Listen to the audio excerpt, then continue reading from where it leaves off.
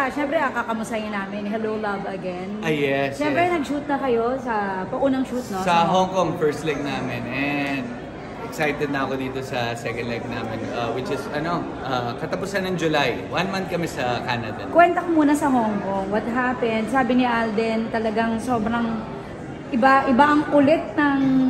Hindi. Malungkot lang dahil nung nag-Hong Kong kami, si Alden... Malungkot pa kayo, no?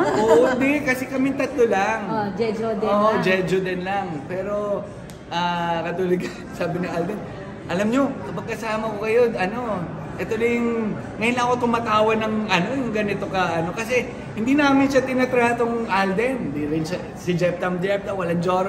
Para magtotropa lang kami, magkaka-roommate. So, super enjoy kami. And, ayun. Kamusta ang preparation? Kasi nga sa Canada, ikaw ang kasama, si Jeff daw kasi iwan. Ayun nga, nagtatapos si Jeff. Sabi ko, ikaw kasi yung boss namin doon sa bar eh. So, bawal ka sumama.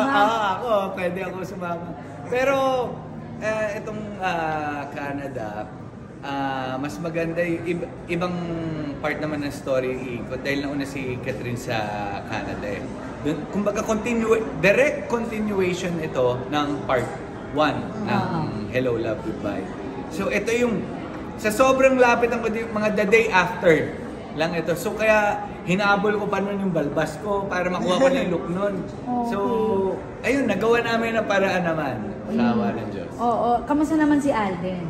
Ay, super. Ganun pa rin. In love ba? Charot! Ay, alam niyo, katulad na sinabi ko sa mga consistent ako, sa mga nag-interview, wala kayong maaasahan sa akin. Ultimo yung asawa ko, nagtatanong, anong balita? Hindi ko na itanong eh. Ba't di mo tinanong ilang araw kayong magkakasama? Sabi ko, hindi naman ako nagtatanong, hanggat di sila nagkikwento, hindi naman ako nakikialam.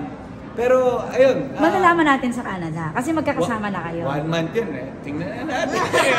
Pero, mag-a-update mo sa kanila.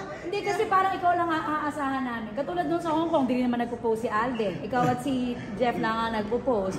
So ikaw ba yung aasahan namin na mag-post ng mga happenings sa Canada? Magkaano kung konting bits and pieces. Ikaw ang mag-a-update sa amin. Update ko naman kayo. Excited ka na to be with them again? Super excited. Natapos ng July. Ayan na. Yung mahabal. Ayan na. Di ba nga? Ito na. Di nabanggit ko na ito katapusan ng July. Mag-shoot kami for Canada. 1 month naman. I-update